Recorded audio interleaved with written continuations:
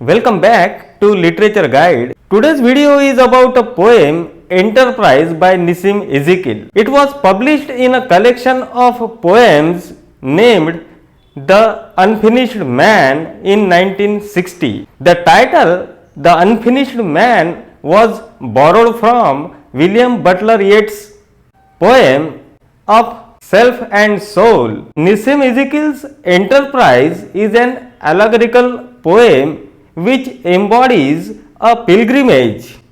It is very difficult to say what kind of pilgrimage it is.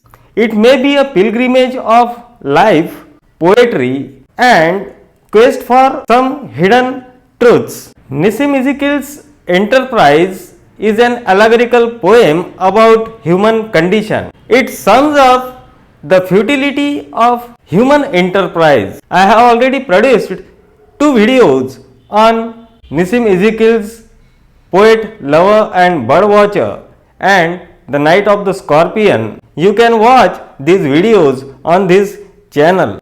If you want to get more information, you can visit a website. The link of the website is there on the screen.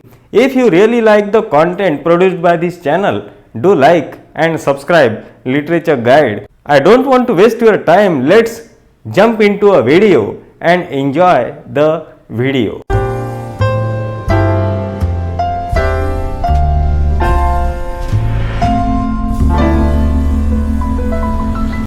Enterprise by Nissim Ezekiel.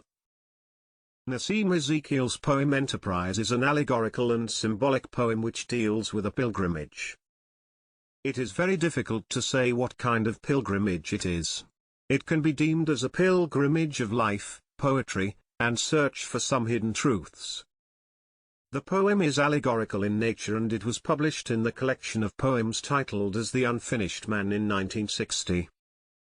Nissim Ezekiel has been considered as one of the renowned poets in Indo-Anglian poetry. Ezekiel in his poetry has constantly tried to reconcile and harmonize his multifaceted experiences. His poems are always marked with self-exploration which leads him to nowhere, except where he wished to reach. After a very exhausting quest, the enterprisers find that home is where we have to gather grace. Ezekiel's quest for identity finds expression in his famous poem named Enterprise. It is an allegory of the human condition in the world full of suffering and hardships. In this world, man has to go through many ordeals and endure many failures and frustrations. An allegory is a way of presenting abstract moral and religious truth in an easy and simple manner. Nissim Ezekiel's poem, Enterprise, is a piece of literary composition with a hidden moral message by the poet. In the poem Enterprise, a group of people undertake a journey.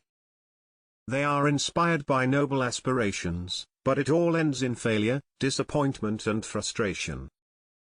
A number of people including the poet resolved to go on a pilgrimage. They are all inhabitants of a city, but they went to visit some remote and distant primitive place. They start their journey with confidence, hope and faith.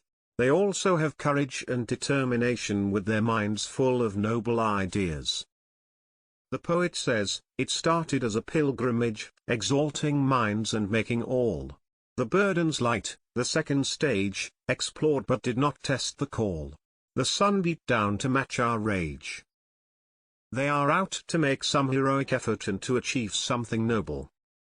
In the beginning, their minds are exalted and they were free from any fear. The primary stage of their journey can be compared to Edenic innocence and purity. The enterprisers are completely unaware of the hostile forces to oppose their noble mission and cause. Their age or passion behind their enterprise is challenged and equaled by the scorching heat of the sun.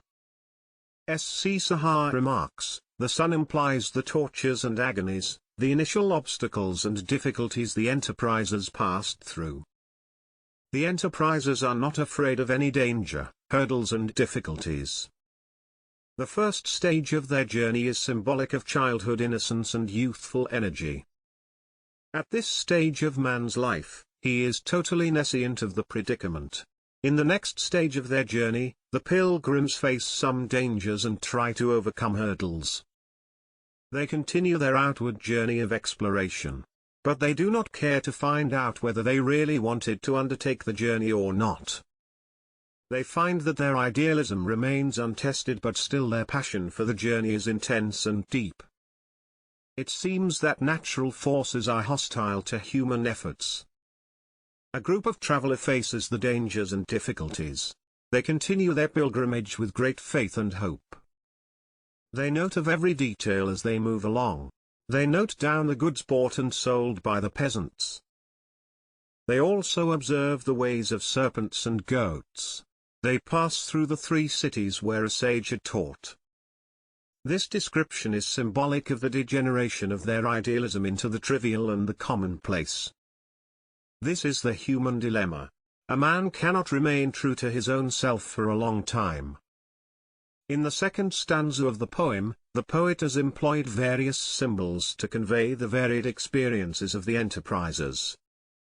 For example, the words "the serpent" represents Satan or evil and "goats" denotes the mundane things or lust.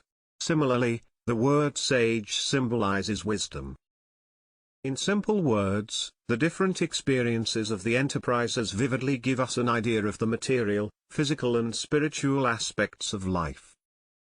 In addition to this, the enterprisers take copious notes of what they observe and experience in the course of their journey. The enterprisers record their observations like the writers. After some time, there are differences among the enterprisers. They begin to quarrel over petty things. They differ on how to cross a piece of wasteland, a desert patch, that is, the area of special difficulties. They could not decide about the best way of crossing it. The poet employs the words stylish prose, which clearly indicates that the nature of the enterprise is literary, and prose is not sufficient to meet the goal of the enterprise. Poetry has the power to cope up with difficulties. One of their friends, who is proud of his stylish prose style, was so angry that he abandoned the company. The shadow of discord fell on their enterprise and it started growing. These lines suggest that human mind is prone to indulge in petty quarrels and trivial differences. The words "a shadow falls on us and grows" hint at, in the words of Nissim Ezekiel himself, the shadow of defeat. Thus, a man carries the seed of his failures and frustration within his own self. Despite of all this, the enterprisers continue their journey. But now the enterprisers are divided into groups, each group attacking the other group. So, they focus on their noble ideals which motivated them to undertake the great enterprise. In this way, they lose their path leading their destination. Some of them decide to leave the group. Frustration and difficulties make them desperate. Some of them try to pray and seek the blessing of God. Their leader says that they have reached a dead end because he smells the sea. He feels that their pilgrimage must end. In the 4th stanza, the poet talks of attack, which refers to the criticism on Indian poets writing in English during the 1950s. Owing to the criticism, the writers lose their way, and they forget the noble sentiments which inspired them. As the pilgrims continue their pilgrimage, they notice nothing remarkable. They lose their idealism and their heroic aspiration. Now, they have become a struggling and defeated crowd. They no longer remained devoted idealists. They are completely defeated, both spiritually, physically and mentally. The enterprisers are greatly disillusioned and dejected when they find nothing significant and great during their journey. They have lost all the significance of their efforts and quest.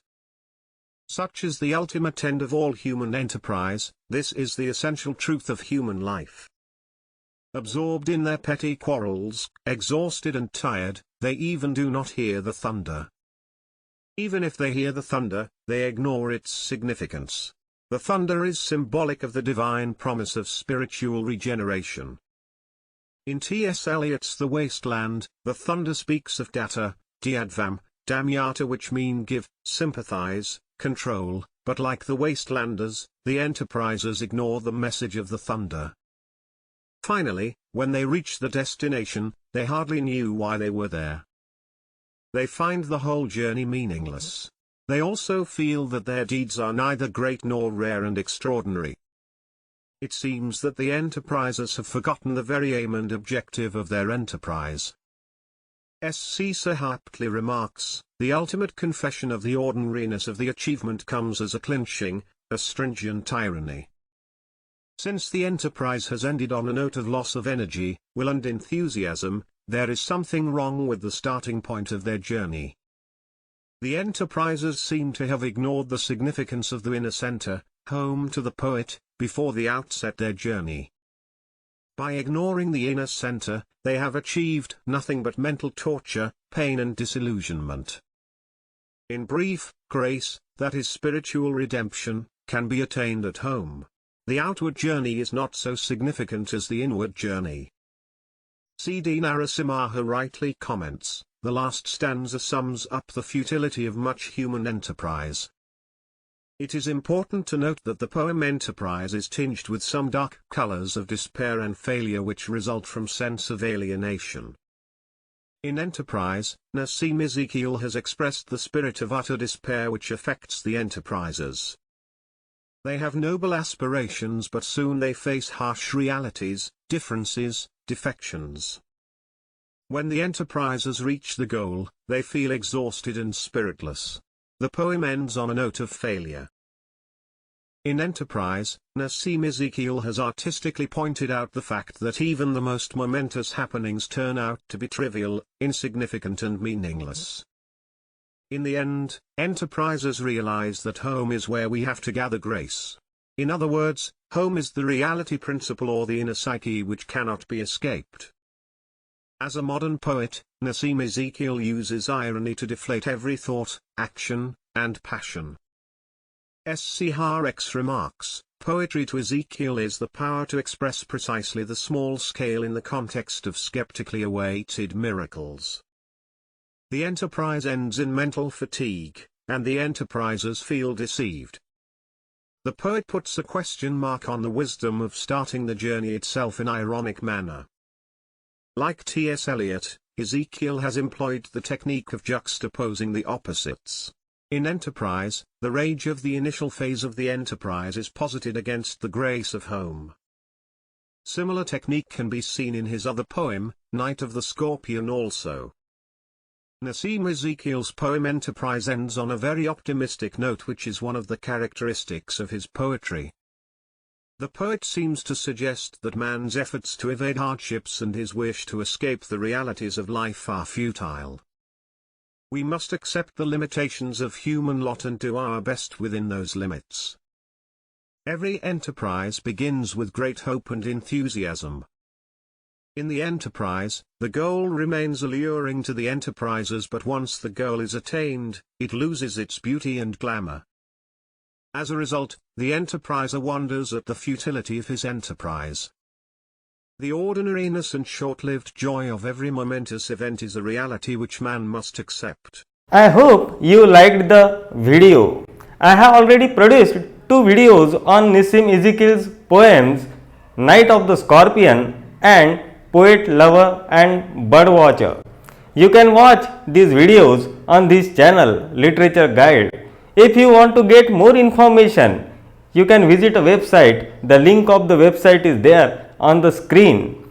I would like to thank all my subscribers and non-subscribers who have given great support to this channel. This channel is specially designed for the students who have been taking competitive exams such as the NET and SET exams.